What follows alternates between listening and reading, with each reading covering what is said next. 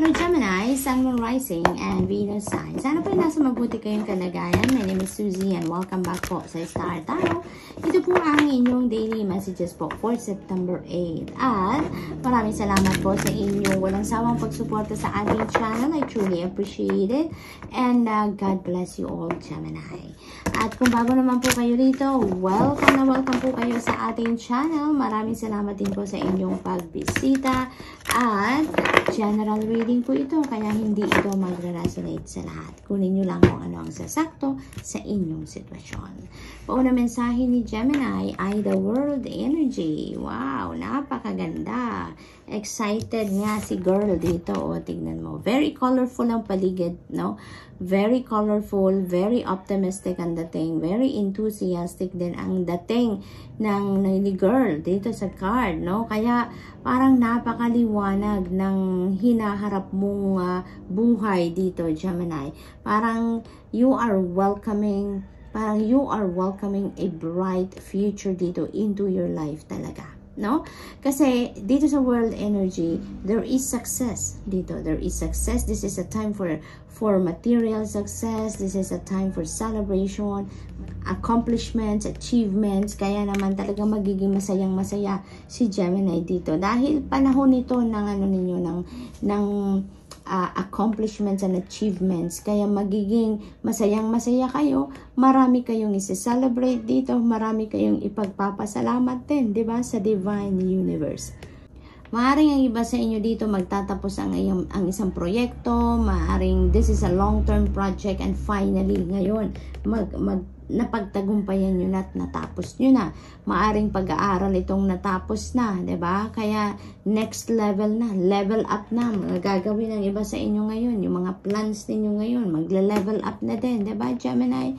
Kasi natapos nyo na, may mga kumbaga naka-graduate na kayo sa mga pinagkaabalahan niyo for the long time, for the long term, 'di ba? Kaya congrats, no? Congrats.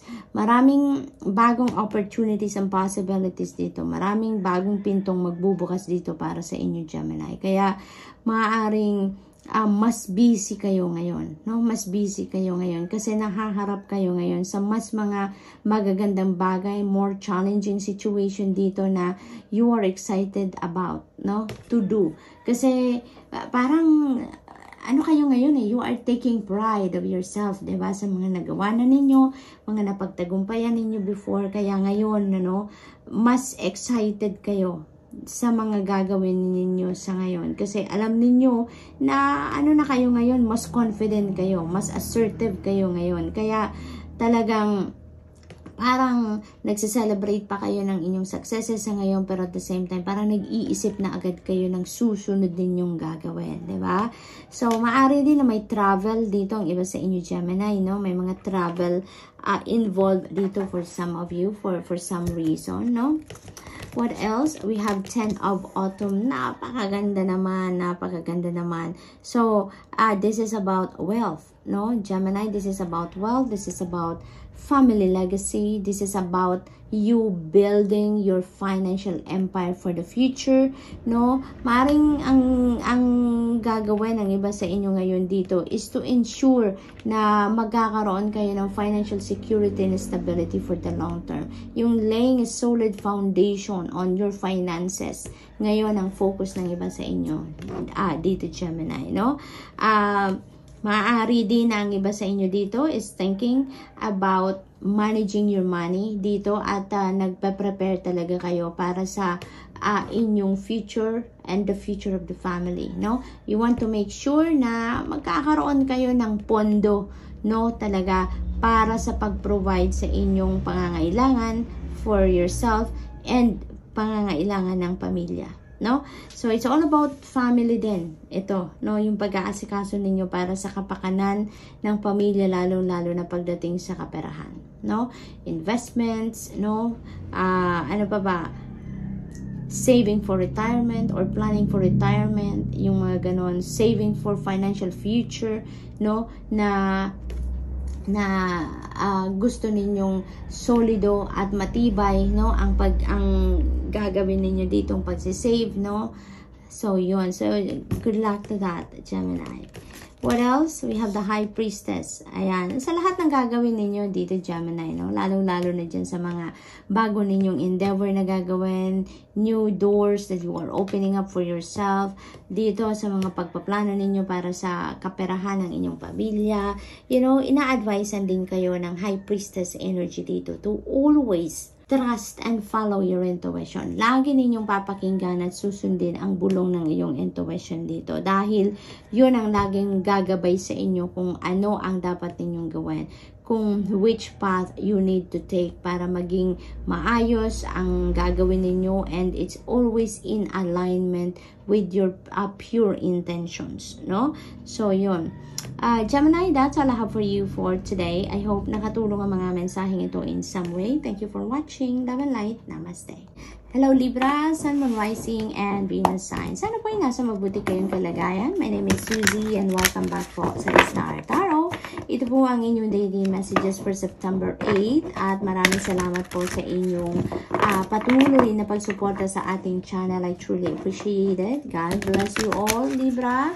At kung bago naman po kayo dito, welcome na welcome po kayo sa ating channel at maraming salamat din po sa inyong pagbisita. General reading po ito, Libra, kaya hindi ito magra-resonate sa lahat. Kunin nyo lang kung ano ang sasakto sa inyong sitwasyon. Thank you. Paunang mensahe ni Libra ay Ace of Autumn. Ayan. So, there is a windfall of money coming in. Tignan mo siya. Diba, yung fairy na ito, naglalaro gold coins. Ang nilalaro, bonggang-bongga, diba? At, you know what, Libra, parang ang napipick up ko din dito, marami kayo sigurong malalaman dito ng mga tips. Maaaring may mga news kayong malalaman dito na is going to guide you kung saan ninyo makukuha ang kaperahan.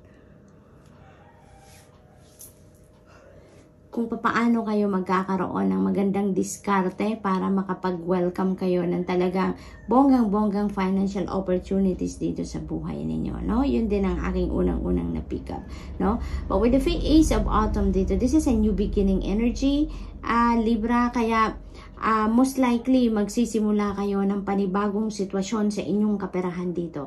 Magkakaroon ng isang magandang pagbabago sa inyong sitwasyon sa kaperahan. Kasi meron ditong windfall, meron ditong alam mo yun, yung parang siguro may magre-regalo ng pera sa inyo, maaring meron ditong mag-payback ng mga utang nila sa iyo, maaari din na merong inheritance na nadadating sa inyo dito. Kaya, alam mo yun, maaring panalo din ito, no?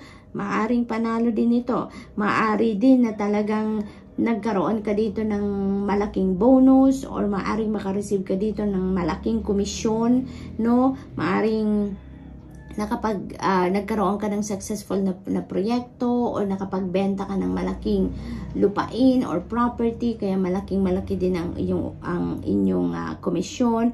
Maaring ganon. And maaring ano din ito, financial opportunities na naparating sa inyo, no?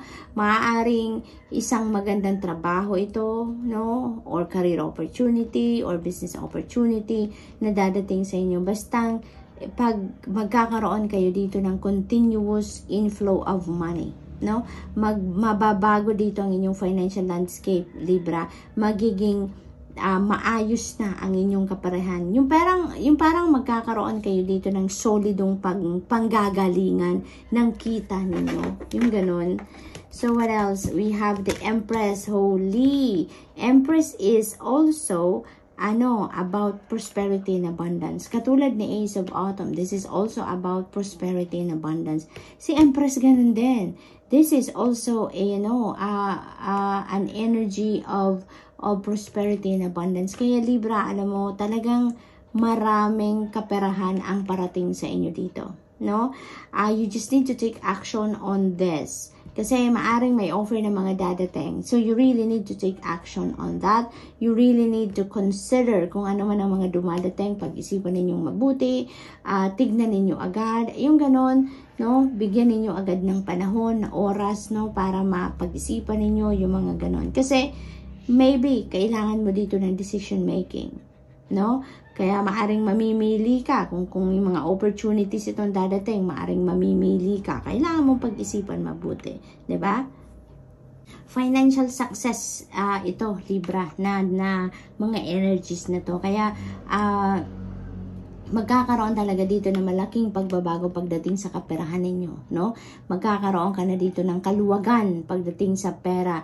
Mawawala na yung scarcity, mawawala na yung sitwasyon na namumroblema ka sa araw-araw pagdating sa mga sa budget, no? Kasi parang solid yung yung parang kung ano man ang sisimulan ninyo dito na financial opportunity, solid ito, no? Yun ang akin nagpipick up dito. Kaya this is also a creation energy, magsisimula ka dito ng magandang sitwasyon pang pinansyal, no? Yun ang napipick up ko dyan. What else? We have the 7 of Autumn. So ang iba sa inyo dito, parang for the longest time siguro, lagi kayong nag-iisip na nasaan na kaya, 'di ba, ang bunga ng pinaghirapan ko? Na kailan ko kaya makikita, no, ang bunga ng pinaghirapan ko? Kasi parang ginawa ko na ang lahat, 'di ba? Pero parang hindi ko pa nakikita. Maaring in the past ganun kayo. Pero alam mo, Libra, tingnan mo, parang the wait is over. Kasi dito sa 7 Autumn, nagpasensya kayo, 'di ba? Talagang nagpatuloy lang kayong magsikap, nagpatuloy lang kayong magtrabaho, nagpatuloy lang kayo sa inyong laging ginagawa, no? Nag-effort lang kayo ng nag-effort. Pero ngayon, tingnan mo, ang patience mo is paying off. Kasi dadating na ang swerte sa'yo. Nandito na ang dalawang prosperity and abundance energy. Kaya kung ano man yung bunga ng inyong pinaghirapan ngayon, parang ngayon mo naaanihin yan, no? This is the time for you, Libra, to reap the rewards of your hard work, no? Kasi ito na, marami ng opportunity, marami ng oportunidad and posibilidad na pangkaperahan ang dadating sa inyo sa ngayon with the Empress and Ace of Autumn energy. Sa Ace of Autumn nga, magsisimula na kayo Magsisimula na kayong mag-receive, no? Magsisimula na kayong tumanggap dito ng kung ano man ang pagkakaperahan ninyo or maaring pera talaga ang matanggap ninyo, cold cash, 'di ba? Kaya ayon, ngayon pagplanuhan ninyo maigi kung saan ninyo ilalagay ang pera. Make sure na magpaplano kayo ng maayos on how you're going to manage your money wisely. Sa ngayon, mag-i-invest ba kayo at the same time? Magsisave kayo? Mahalaga ngayon na pagplanuhan ninyo ang mga perang dadating sa inyo para nang sa gayon makapag-save talaga kayo for the rainy days. At kung ano pa man ang plano ninyo, retirement, investment, yung mga ganun ba, no? So Libra, that's all I have for you for today. I hope nakatulong ang mga mensaheng ito in some way. Thank you for watching. Love and light. Namaste. Hello Aquarius, Sun, Rising, and Venus sign. Sana ba'y nasa mabuti kayong kalagayan. My name is Suzy and welcome back po sa Star Tarot. Ito po ang inyong daily messages for September 8. At maraming salamat po sa inyong suporta sa ating channel. I truly appreciate it. God bless you all, Aquarius. At kung bago naman po kayo dito, maraming salamat po sa inyong pagbisita. Welcome na welcome po kayo dito sa ating channel. At general reading po ito, kaya hindi ito magra-resonate sa lahat. Kunin nyo lang po kung ano ang sasakto sa inyong sitwasyon. Okay? We have the Princess of Autumn. Ayan. May mga magagandang balitang parating dito, Aquarius, na linked ito sa inyong money, career, and finances. Maaaring may mga in-applyan kayong trabaho, may mga in-applyan kayong posisyon sa inyong trabaho, maaaring gano'n na meron na kayong balitang matatanggap sa ngayon, Maaaring nakuha na ninyo ang posisyon na ina-applyan ninyo, maaaring yan ay for promotion, maaari din na bagong trabaho ang ina-applyan ninyo, maaaring makakuha na kayo ngayon ng balita, natanggap na kayo, maaaring ganun, or maaaring kino-consider kayo for that position, kaya maaaring maimbitahan kayo dito for job interview, Maaaring ganun din ang sitwasyon ng iba sa inyo dito. And maaari din na may mga business opportunity kayo dito, Aquarius. Business partnership siguro, na ginagawa ninyo ng paraan para magkaroon kayo ng kapartner, ng kasosyo, yung mga ganon. And maybe, makatanggap kayo ng balita ngayon na okay na, approve na para sa kanila kung ano man ang ino-offer mo sa ibang tao, no? So, masaya pagdating sa karera, sa pera, no? Sa negosyo, masaya ang mga balitang matatanggap ninyo sa ngayon, no? For others of you naman, this is reminding you, Aquarius, na hindi lang, puro yung pagpaplano or yung purong gagawin ninyo is yung pagkakaroon ng pera. But also, you should also focus din sa pagmamanage ng iyong kaperahan. Kasi it feels like marami na kayong ipon, Aquarius. Maaaring na kapag all these years na nagtatrabaho kayo, parang sinasabi ng Four of Autumn dito, marami na kayong naipon, no? Marami na kayong pera nang naipon dito, Aquarius. Kaya, parang nire-remind kayo dito na, Aquarius, teka lang, dami mo ng pera, i-manage mo ng tama yan, no? Manage mo ng tama, alagaan mo ng mabuti ang inyong kaperahan, no? This is asking you for balance. Kasi siguro, ang iba sa inyo, hindi sa lahat, hindi ito mag-a-apply sa lahat. Kaya, maaring ang iba sa inyo, Aquarius, ay hindi, yung walang balanse, ang paggastos at ang pag-save. Maaaring ganon. At kaya nire-remind kayo dito na magplano, no? Magkaroon kayo ng financial plan or financial budget, no? Magkaroon kayo ng budget para yung makikita nyo kung saan napupunta ang inyong kaperahan. Makikita ninyo na, a chunk of money na pupunta sa retirement, ang chunk of money na pupunta sa pag-iipon ninyo para makapag-invest, or yung chunk of your money na pupunta doon sa savings for rainy days, for emergency, for daily expenses, yung mga ganun ba. So, yun, para nakikita din ninyo, magandang nakikita ninyo kung saan talaga napupunta ang inyong kaperahan. Makakatulong din yun, no? Sa inyong pagmamanage ng maayos. We have 9 of Winter. Ayan. So, maybe, ang iba sa inyo dito nag-overthink, no? Maaaring nag-overthink, nag-overanalyze, nag-worry, nai-stress na for some reason. Aquarius, ano ang kinagugulo ng inyong isipan? But whatever that is, na kinagugulo ng inyong isipan ngayon, Aquarius, tulad ng sinasabi nito, focusing on worst case scenario. So, parang in anticipation ito, parang nag-a-anticipate ang iba sa inyo dito ng isang worst case scenario ng kung anumang sitwasyon. Aquarius, no? And you know what, Aquarius? Alalahanin ninyo po lagi, no, na very powerful ang mga isip natin. Our thoughts and emotions and feelings are very powerful. Kaya, be careful kung ano ang nilalagay ninyo sa isip ninyo at kung ano ang nilalagay ninyo sa mga damdamin ninyo. Okay? Ang mga nararamdaman ninyo. Kasi, 'di ba, kung anong iniisip natin, anong nararamdaman natin, that translates into our 3D reality. Kung anong naiisip natin, anong nararamdaman natin, yaan ang posibleng makita natin sa 3D reality natin. Kaya be careful kung ano ang iniisip ninyo, kung ano ang nararamdaman ninyo. Because we only want good things, we only want positive things to happen sa buhay natin, 'di ba? Hindi natin welcome sa buhay natin ang mga negative things, ang mga negative na pangyayari. We don't want that in our lives, 'di ba? Kaya kung gusto ninyong positibo, maganda ang mangyari sa buhay ninyo, sa isip pa lang ninyo, sa damdamin pa lang ninyo, gawin na ninyong positibo.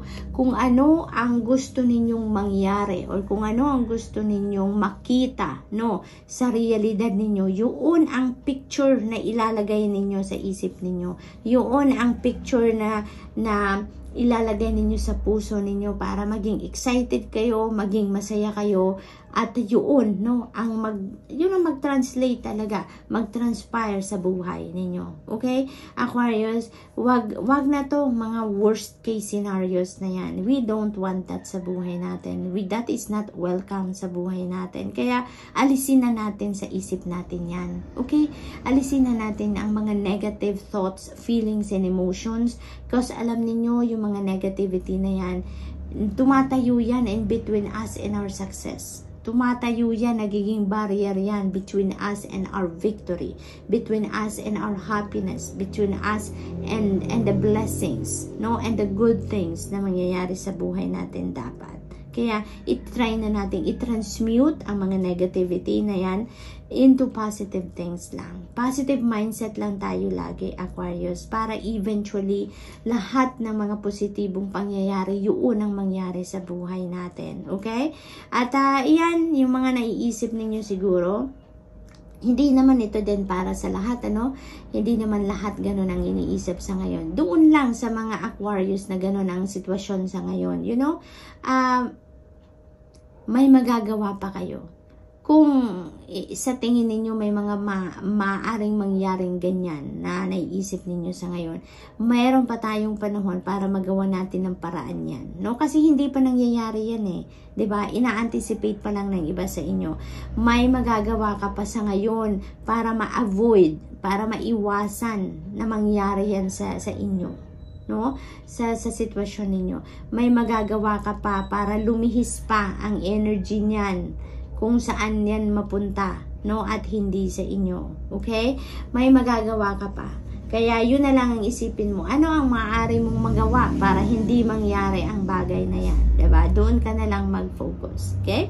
So, Aquarius, that's all I have for you for today. I hope nakatulong ang mga mensaheng ito in some way. Thank you for watching. Love and light. Namaste.